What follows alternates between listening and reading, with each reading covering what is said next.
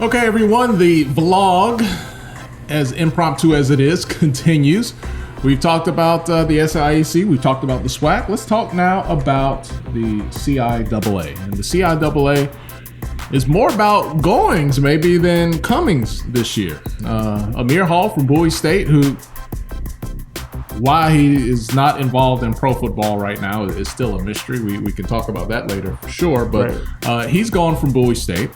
Winston-Salem State loses their head coach. There was a lot of controversy there, so they have an interim head coach. That's kind of a disruptor when that happens just before the summer after spring ball is done. Sure.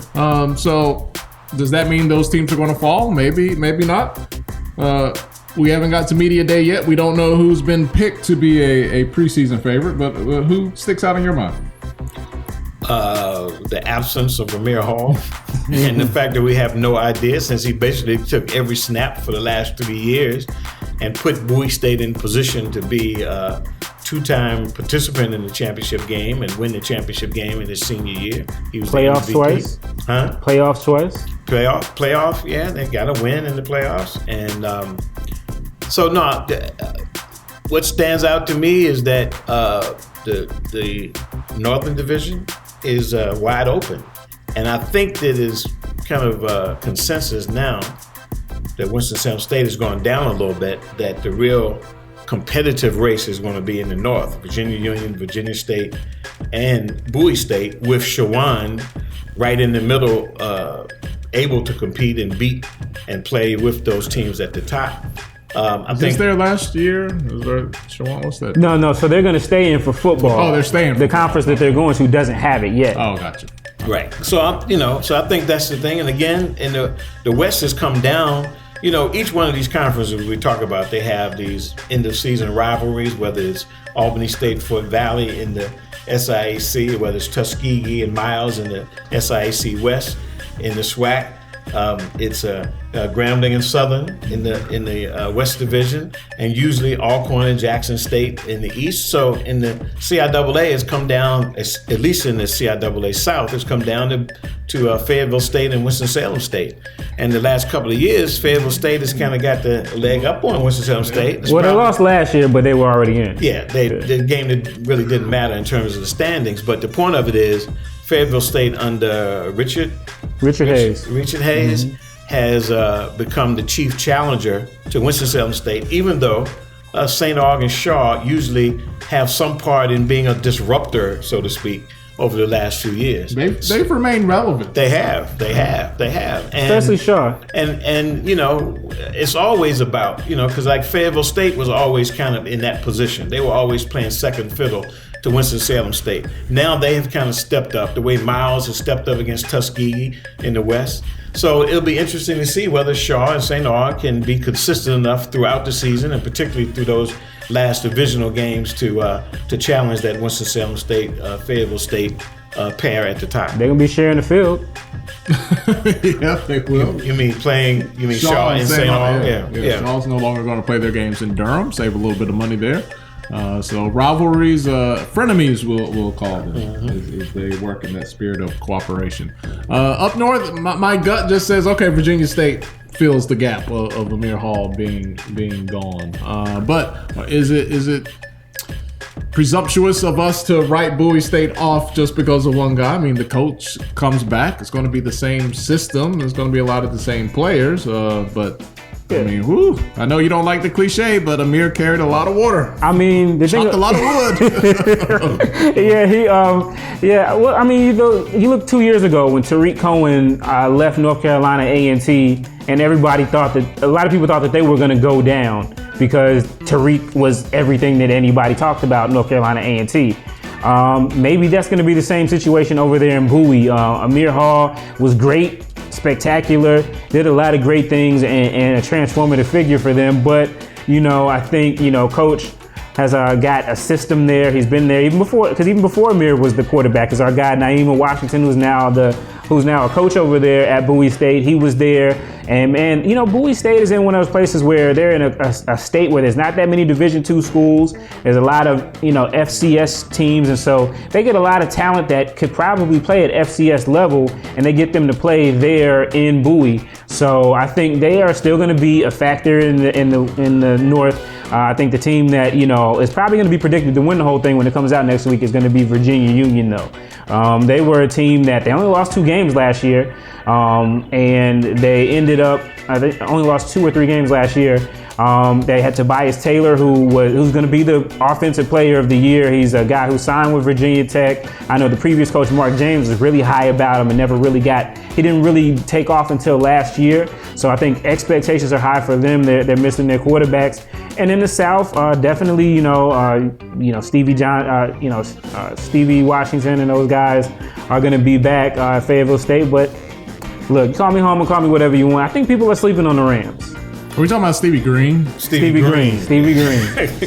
Look, it's been off season for everybody. Well, the reason Stevie Washington. But the reason they're sleeping on the Rams because the Rams are going to sleep over the last couple of years. They have not been the dominant team they were. They've not played with the swagger they played with before. Some people blame the coach.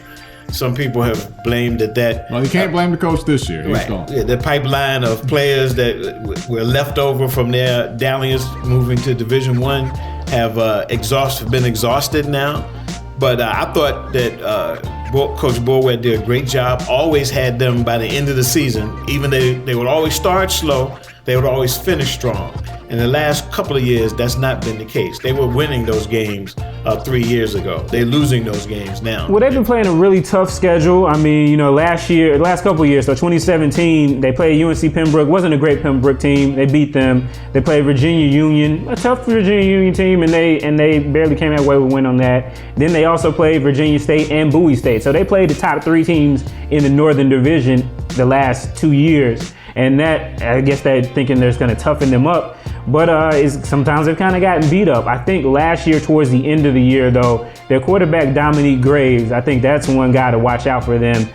They don't have Kerryon Moore to lean on anymore. And the last couple years, I think what's really hurt them is that Kerryon has been such a great player, and he's been so efficient for them. That was really the only dimension to their offense. So you knew that if you could shut Kerryon down, they weren't going to pass on you. I think Graves is a guy. He's 6'3", 6'4". He's a tall 6'2". He's a tall kid. He punts as well, and he can move as well. So I think last year as a true freshman, he came on and did some good things for them. So I think if he can continue to grow, I'm saying it's always going to have running backs, and they're going to have some talent. So I think people are going to be. I think the Rams have a chance to sneak up on people this year. Yeah, for some reason, the Rams, Winston-Salem State, could be called running back U in terms of the CIAA because they have a plethora of running backs, second and third stringers that we've seen have to play late in the season. And it's like, how could he be third string? He's running for 200 yards in the championship game. So it'll be interesting to see if any of those teams that we're not talking about Johnson C. Smith. And Livingstone, the first Livingstone, two. Yeah. You know, we're not talking about in the North. Who's at the bottom in the North? Elizabeth City. Elizabeth City has a former coach down at Alabama A&M that really made Alabama A&M when they made that switch we talked about before. Anthony Jones was the coach at A&M.